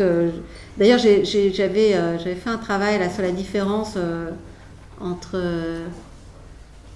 parce que j'avais repris une expression de James Cameron dans Avatar, il voulait faire un pur spectacle, un spectacle total, c'était ça, l'idée du spectacle total. C'est vraiment intéressant hein, comme notion, le spectacle total. Là où vraiment, justement, là où il y a un problème, c'est quand on demande au spectateur d'être aussi un acteur. Soit vous êtes un acteur ou un spectateur, mais le mélange entre les deux, je trouvais assez problématique. Enfin, c'est un peu de la manipulation, quoi. Mais là, en l'occurrence, oui, il y a des formes comme ça qui sont inventées aujourd'hui, qui sont extrêmement intéressantes. Moi, j'aimerais bien rebondir sur cette question de la fiction de l'égalité, justement par rapport à la mise en garde que vous avez faite au début sur le modèle libéral, sur cette idée libérale de commencer par une idée de l'individuation qui constitue par la suite une société. Et je me suis demandé dans ce modèle de la complémentarité de l'individualité sur laquelle vous avez terminé, s'il n'y a pas justement là-dedans le risque de reproduire une partie de cette individualité, cette méthodologie, en perdant de vue aussi la question des structures de pouvoir dans la société et la façon comme elles traversent les individus. Alors, est-ce que sur la base de ce modèle, on peut penser justement que l'endroit depuis lequel on agit et comment on agit et interagit en société n'est pas égalitaire, mais justement traversé par plein de discriminations structurelles qu'on n'arrête pas de travailler tout le temps, et que le processus par lequel on passe est quelque chose qui, dans l'expérience, peut transcender une partie de ces séparations qui sont des productions sociales aussi. Et qui sont une partie je ne sais pas, j'ai un peu envie de me battre un peu pour cette terme de collectif là-dedans, d'un devenir collectif qui outrepasse justement le fait d'avoir trop d'emphase sur quelque chose qui serait inchangeable dans l'individualité, qui justement se nourrit de ce processus, de cette expérience commune. Et là, tout ce dont il était question, c'était justement de sortir de rapports de pouvoir pour entrer dans des rapports, je dirais, de puissance, c'est-à-dire des rapports de pouvoir d'agir.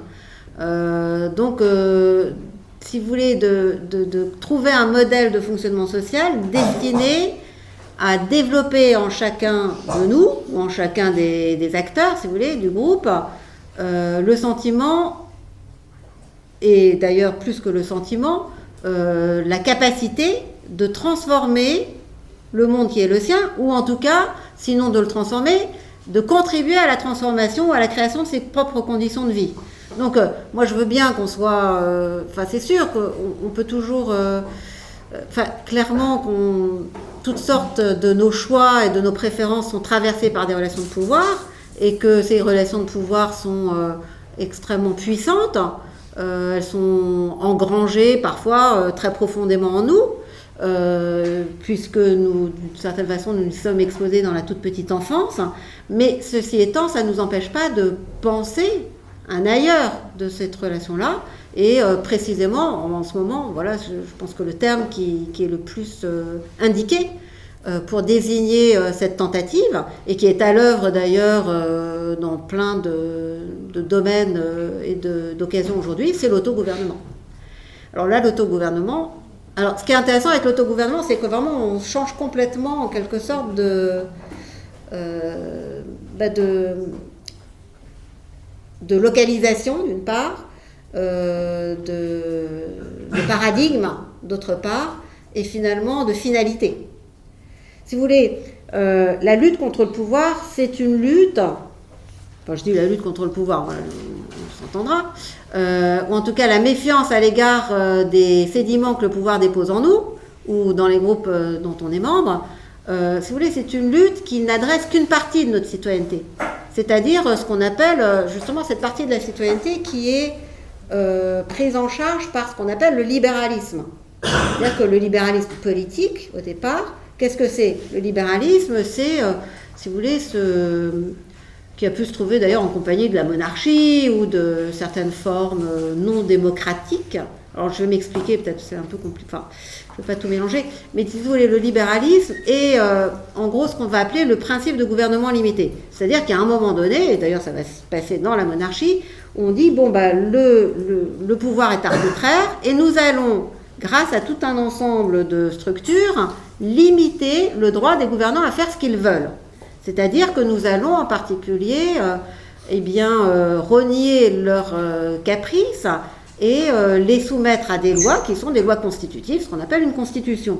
Alors cette constitution, elle va jouer toutes sortes de rôles, mais en particulier, dont d'ailleurs les déclarations des droits de l'homme et du citoyen sont intégrées dans les constitutions, elles l'ont été après coup, mais ce qui est important, c'est que le citoyen, si vous voulez, là, dans ce système-là, libéral, on va dire, le citoyen est investi de la charge de surveiller le gouvernement.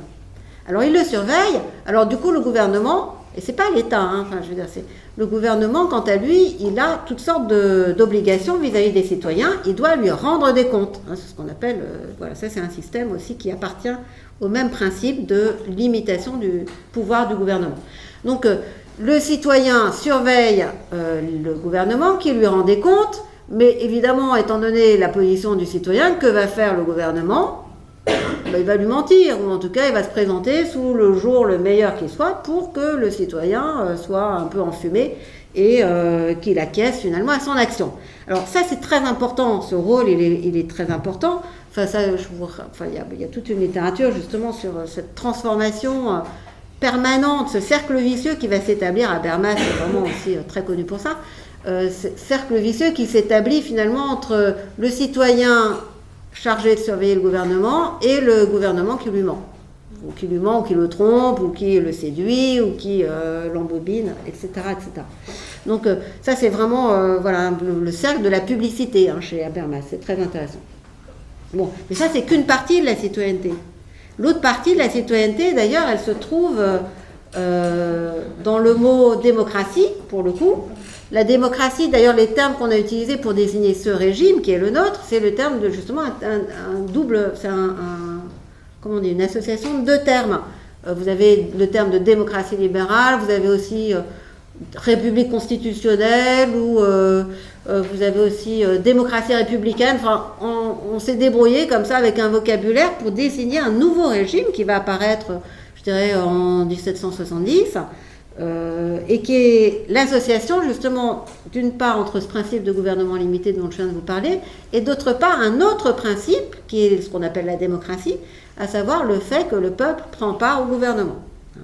Alors ce qui revient à dire le peuple, bon, il faudrait s'entendre, mais enfin je le laisse, donc le peuple est chargé de contribuer justement à la création des conditions de sa propre vie. Le citoyen va être chargé justement de créer les espaces mentaux et les espaces physiques dans lesquels il pourra véritablement exercer sa citoyenneté en commun avec les autres. Donc là, cette fonction, si vous voulez, c'est vraiment, je dirais, une fonction d'initiative, une fonction de transformation, une fonction d'action.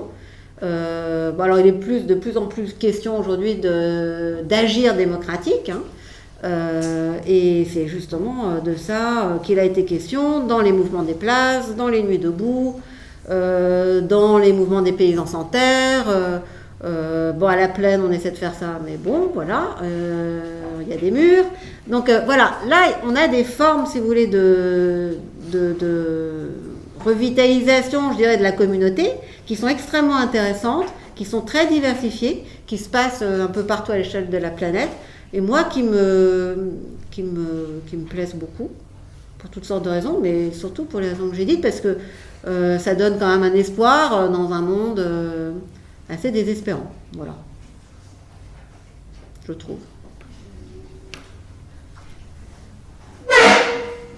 Donc je pense, je ne veux pas du tout dire que la fonction critique de la citoyenneté est une fonction inutile ou dont on pourrait se passer, pas du tout, hein. Mais simplement je pense que c'est une fonction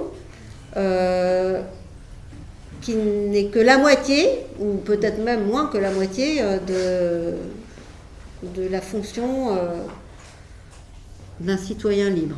Alors quant à l'égalité, voilà, bon, je pense que de toute façon, là, dans la configuration démocratique, tout simplement, enfin, je dirais, l'égalité concerne la liberté. Elle ne concerne pas autre chose que la liberté.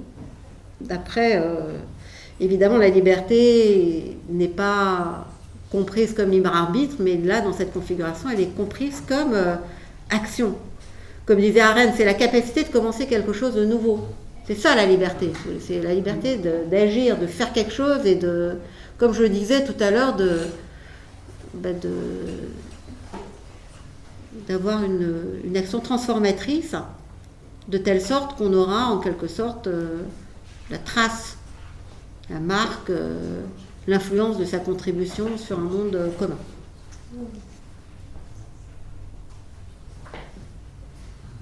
Alors ça peut se jouer à un niveau au niveau de l'individu, au sens physique du terme, comme au niveau de petits groupes ou de plus grands groupes.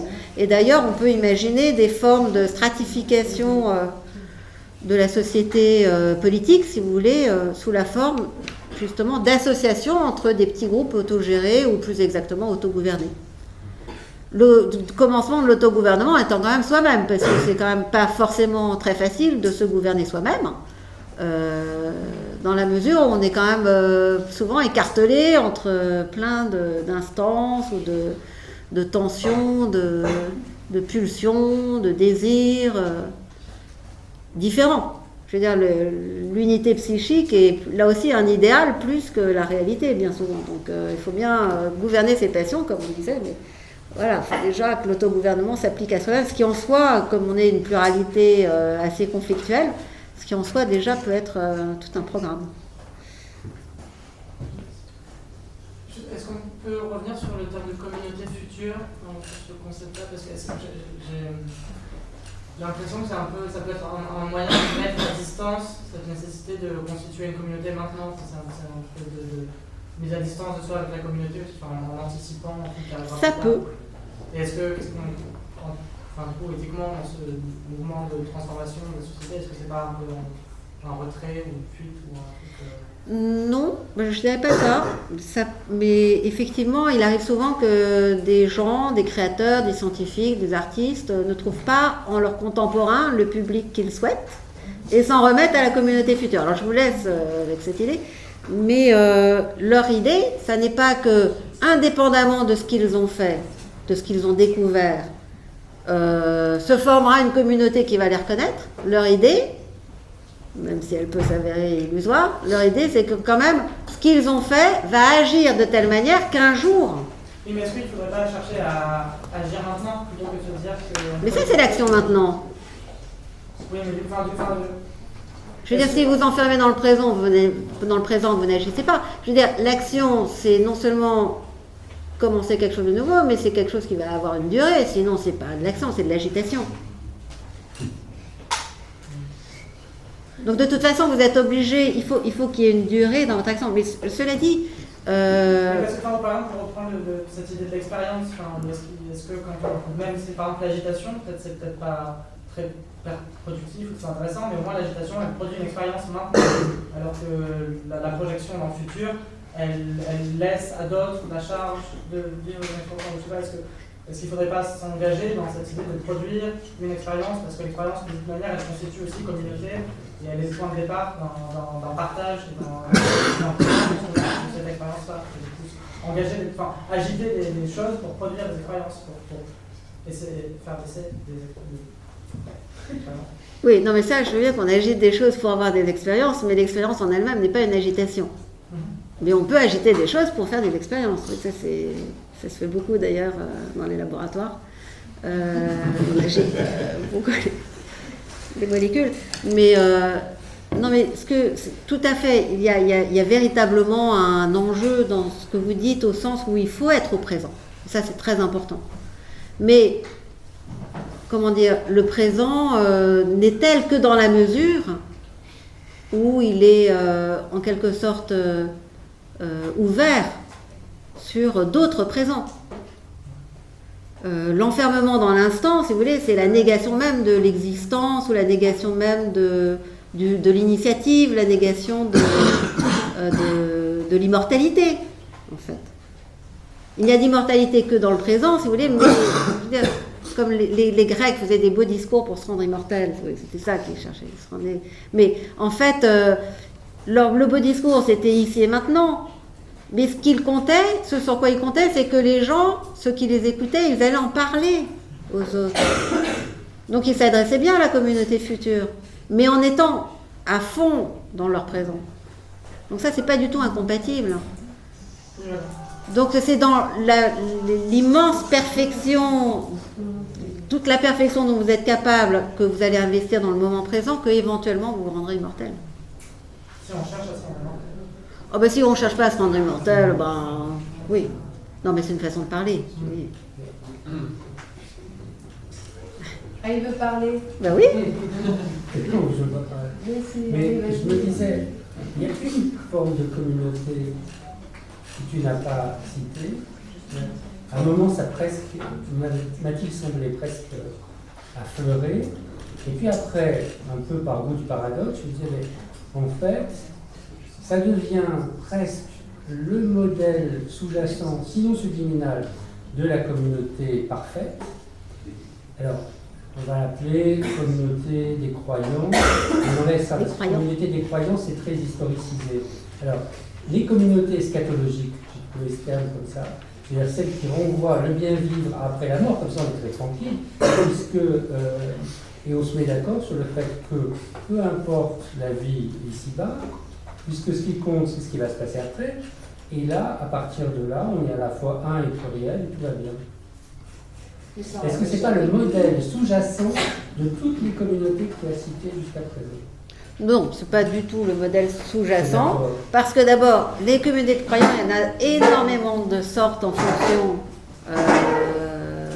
des pays et des époques, et qu'ensuite, je crois qu'il existe autant de communautés de croyants structurellement qu'il existe de communautés, c'est-à-dire que les communautés de croyants que nous imaginons sont faites sur le modèle de notre communauté, notre idéal communautaire terrestre. Pourquoi? Bon, on n'a pas une imagination infinie. Je crois que c'est un peu...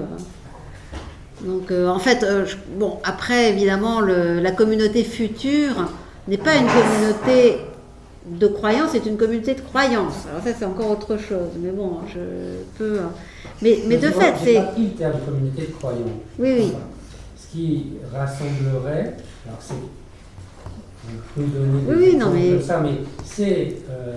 y compris dans l'iconographie de l'enfer et du paradis, etc. Donc c'est la vie après la mort, ensemble, c'est pas du tout une vie qui est dépeinte et qui est fantasmée comme une vie individuelle, c'est pas soit tout seul, c'est soit avec les autres au paradis.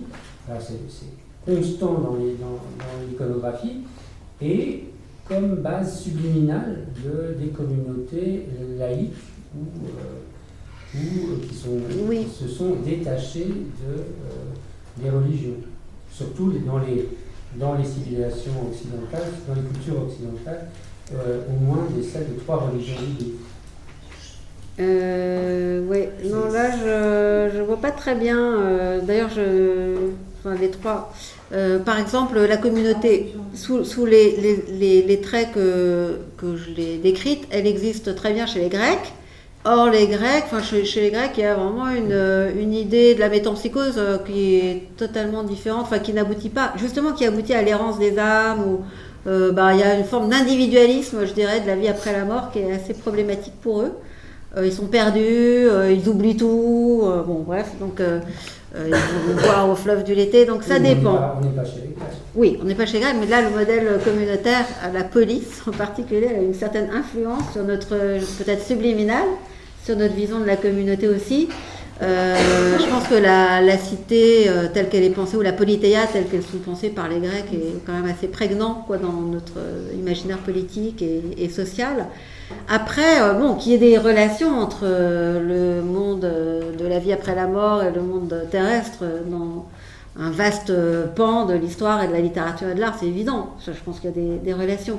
Mais cela dit, ça serait intéressant, par exemple, quand on lit Weber sur l'esprit du protestantisme, enfin sur l'histoire, comme je sais quoi,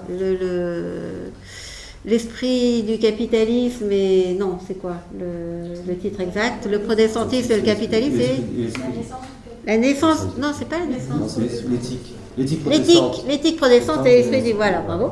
On y arrive collectivement. Voilà. Là, c'est très intéressant, comme on voit comment finalement, d'abord, chez les protestants, il n'y a pas de représentation de la vie après la mort. Et puis ensuite, finalement, c'est cette absence de connaissance de ce que Dieu nous réserve qui va organiser la communauté terrestre. Donc ça, c'est assez intéressant, parce que là, on est dans un autre, encore une autre configuration. Le demeure eschatologique. Ce qui rassemble, c'est le salut. Donc, c'est pas le bien commun de maintenant, c'est la société future après la mort. Ouais.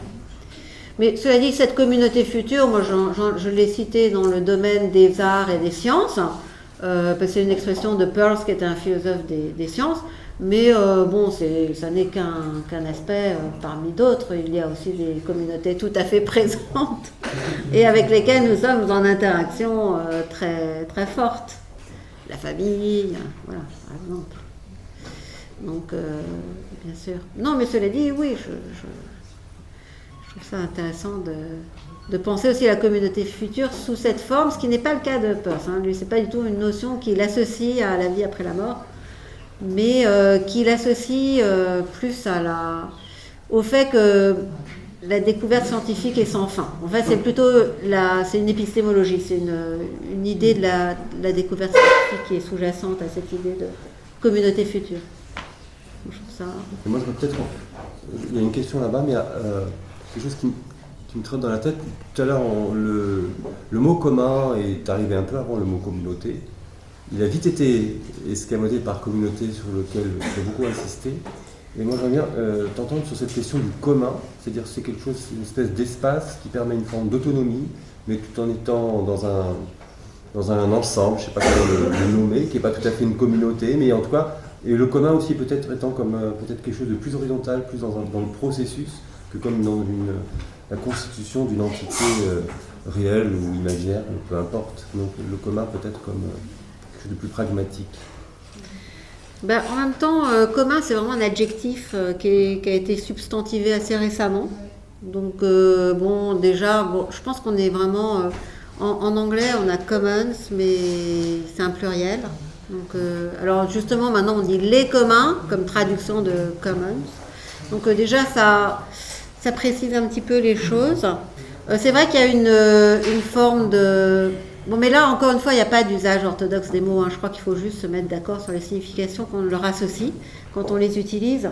Mais que, disons, le terme de commun a cette... cette qualité dynamique qui vient justement de ce que les biens communs sont toujours en risque de ne plus être communs. Et donc, il faut développer toutes sortes d'efforts, toutes sortes d'actions, tout un large éventail de formes de vigilance pour que les biens communs restent communs. Alors, et donc on appelle commun tout l'ensemble de ces efforts aussi. Donc c'est pour ça que ça donne peut-être une impression de fluidité, d'adaptabilité, de caractère expérientiel et de dynamisme qu'il n'y a pas dans le mot communauté, qu'on associe plutôt à des entités figées. Voilà, ça c'est vrai. Donc bon, voilà, après c'est juste une histoire de préciser les choses. Mais clairement, les services que rendent aujourd'hui la notion de les communs sont très grands dans la mesure où ça nous permet de mettre de côté les apories qui étaient inhérentes à l'usage tel qu'il a été fait traditionnellement du terme de communauté. Donc je ne revendique pas du tout de revenir à l'usage, enfin au terme communauté, hein. On peut très bien parler des communs, mais au sens où il faut toujours associer, si vous voulez, des biens communs et des usages communs, c'est-à-dire des usages qui respectent le caractère commun de ces biens, et donc un ensemble de règles qui vont fixer ces usages. Enfin, en tout cas, les réguler de telle manière, justement, qu'ils soient préservés. Donc, c'est un ensemble comme ça, stratifié, assez complexe. Mais qui marche très bien. Par exemple, si on va à la plage, c'est l'exemple que prenait Ostrom, vous allez... une plage, elle est ouverte à tout le monde, mais... parce qu'elle voulait dire qu'en fait, il y a d'autres modèles que l'Inter a bien compris pour expliquer l'action commune. C'est ça, en fait, hein, c'était ça son but. Donc, il n'est pas nécessaire de passer par l'hypothèse libérale de l'intérêt bien compris et de la maximisation de l'intérêt de chacun pour aboutir finalement à une gestion commune de biens qui restent communs. Et elle prenait l'exemple justement de la plage et à des formes de régulation qui sont de nature telle que finalement la ressource ne sera pas épuisée. Parce que toute la question en économie est de la subsistance de la ressource, en fait. Voire du profit, bien sûr. Je vous remercie vraiment infiniment des éclaircissements que vous nous donnez sur les mots. Et je me demandais, surtout à partir de ce que vous nous dites des communs, je pensais évidemment au Chiapas, aux communautés zapatistes, vous avez parlé des paysans sans terre, mais aussi de ce qui se passe au Rojava avec les communes kurdes qui sont en train... Voilà, vous nous parlez de... Enfin, les mots que vous nous éclaircissez, que vous nous donnez ce soir pour penser, est-ce qu'ils peuvent, à votre avis, nous permettre à la fois de penser et le Chiapas, ces communautés rurales, et des choses peut-être plus urbaines, comme ce qui se passe au Kurdistan, ou ce qui va se passer à la plaine, ou ce qui se passe après Nuit debout, mais je ne sais pas, récemment dans la forêt de Hornbach, en Allemagne, pour arrêter l'extraction de lignite. J'ai l'impression que tous ces mots, que, encore une fois, vous avez poli nous pour nous les rendre justes. Voilà. Est-ce qu'on peut penser toutes les choses que j'évoque grâce à eux? Je pense que oui, tout à fait. Et c'est d'ailleurs, c'est très important d'ailleurs de, ici, de constater aussi que, la notion de commun, ça permet à la fois de spécifier ce qu'on entend par politique et de l'élargir. Enfin, c'est un peu les deux à la fois. C'est-à-dire le spécifier au sens où on va voir, comme le disait Aristote, déjà il y a un gouvernement dans la famille. La famille ne se gère pas spontanément comme une famille de moutons, si vous voulez. La famille humaine, c'est une famille où il y a un gouvernement parce qu'il faut, il faut s'entendre. On a un langage commun, enfin en tout cas les enfants l'apprennent, et grâce à notre langage commun, finalement, et la famille est une société d'égaux, chez Aristote, c'est intéressant. Mais c'est pas une égalité au sens où on est tous pareils, c'est une égalité au sens où chacun donne aux autres, en quelque sorte, une latitude d'action qui lui permette de se réaliser comme tel, quoi. très, très rapidement, tout en, évidemment, en augmentant en quelque sorte les ressources ou les capacités de l'Union. D'où la cité, hein, après. Bon, donc, et là, en l'occurrence, donc il y a de la politique dans la famille, d'une certaine façon, il pourrait y en avoir, en tout cas. Et d'ailleurs, de manière très subliminale, clairement, le fait qu'on ait pensé, par exemple, la monarchie ou le leader charismatique sur le modèle, justement, associé au père, à savoir au pouvoir patriarcal, n'est pas du tout anodin. C'est-à-dire que beaucoup de nos modèles politiques sont forgés à partir de rôles politiques qu'on attribue au père, prétendument doté d'une autorité naturelle, si vous voulez, d'une force supérieure.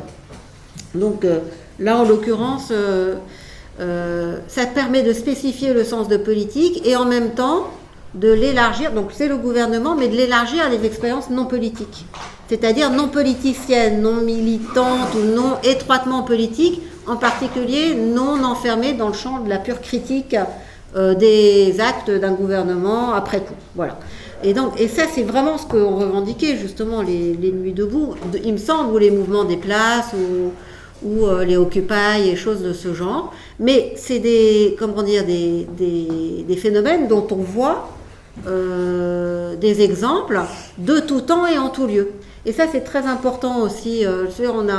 Je l'ai beaucoup étudié dans le cadre à la fois de mon travail sur l'agriculture et aussi de tout un travail que j'ai en anthropologie culturelle, mais à travers en particulier les arts dits primitifs, où justement il y a comme un mépris de toutes sortes de phénomènes ou de toutes sortes de sociétés, au sens où ils auraient été pré-politiques ou dépendants de modèles politiques atroces ou autoritaires, ou qu'on aurait vraiment, nous, été les inventeurs de la démocratie au sens occidental du terme, et que les autres seraient plongés dans les affres d'un autoritarisme sans fin, bon, etc., ou d'un despotisme, ça dépend.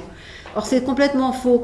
Et d'ailleurs, moi, j'ai relevé beaucoup d'exemples dans le domaine de l'agriculture. Il se trouve que les paysans, depuis peut-être même la période néolithique, c'est-à-dire il y a 12 000 ans, les paysans ont développé, que ce soit en Galilée ou ailleurs, dans tout le bassin méditerranéen, en France, dans les ortillonnages d'Amiens, enfin il y a plein d'exemples qui s'étalent entre le néolithique et le XVIIIe siècle. Il y a énormément justement d'exemples de communautés autogérées qui sont pré-démocratiques en quelque sorte, mais qui ont toutes qui ont plein de caractéristiques en commun avec les formes démocratiques qui vont être institutionnalisées beaucoup plus tard, si vous voulez. C'est le cas des chambrées, des assemblées. Alors il y a plein de systèmes comme ça. Il y a un collègue canadien là, qui s'appelle Francis Dupuy-Derry qui a publié justement un livre sur cette question-là et qui recense un peu. Alors c'est très compliqué parce que même quand on lit par exemple nos historiens médiévistes, ils parlent de l'organisation politique des paysans ou de la politique des paysans, mais c'est juste comment ils vont se situer par rapport au pouvoir central. Mais ils ne parlent pas des formes locales d'autogouvernement. Même chez Marc Bloch ou chez... Marou, enfin bref. Donc il y a tout un ensemble de médiévistes qui sont très forts, mais ils parlent plus de comment les paysans vont se situer par rapport à la monarchie, par rapport au seigneur, etc. Mais quant à leur forme d'autogouvernement, qui existait évidemment, parce que de toute façon c'est comme dans la famille, il n'y a rien de spontané dans les relations interhumaines, il faut bien se gouverner, donc ils n'en parlent pas du tout. Et donc il y a comme une grande lacune. Alors quand on parle des pays du Sud, alors là c'est encore pire, parce que là, le fait que... Alors justement, par exemple, dans la... Soit dit en passant, Washington a reconnu sa dette à l'égard de je ne sais plus quel peuple native, justement pour la Constitution, pour la rédaction de la Constitution. Donc c'est intéressant. Il y a justement des éléments, si vous voulez, dans le système politique américain qui viendraient de peuples amérindiens. Donc pas tous, parce qu'ils étaient en fait nuées de peuples, tous très différents les uns des autres, mais en tout cas d'un certain nombre, d'un certain peuple, dont j'ai oublié, là je ne sais plus. Voilà, donc on a si vous voulez, bien sûr, des formes de gouvernement qui ne sont pas identifiées comme démocratiques, mais qui ont vraiment beaucoup de caractéristiques communes avec des systèmes démocratiques dans lesquels, le livre de Clastres, La société contre l'État, qui est aussi un travail d'ethnologue, est très connu sur la question, mais là on a quand même des formes de vie démocratique, justement, où la question du pouvoir est complètement resituée, complètement retravaillée. Et donc que ces formes-là existent un peu partout sur toute la Terre, je pense que c'est un peu une évidence en réalité, c'est une évidence, que c'est la réalité, et que c'est vraiment à nous de bouger par rapport à nos lignes habituelles pour apercevoir à quel point, d'une part, notre démocratie est imparfaite dans les faits, et d'autre part, on n'a pas forcément des leçons à donner, et il y existe aussi des modèles un peu paradigmatiques dont on peut s'inspirer jusqu'à aujourd'hui.